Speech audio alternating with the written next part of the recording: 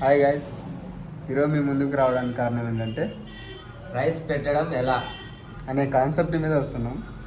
చూసి ఎంజాయ్ చేయండి. Let's go. ముందుగా మీరు ఒక బౌల్ తీసుకొని ఇలా గ్లాస్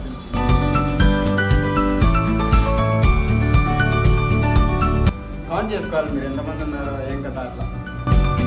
మేము ఇప్పుడు 4 మెంబర్స్ ఉన్నాం. 2 గ్లాస్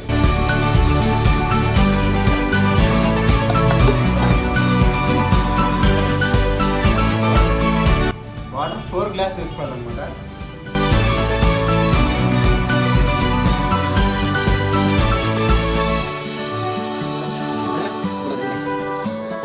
ఫస్ట్ ఇలా గిన్నె వెనక తుడుచుకోవాలి. ఎందుకంటే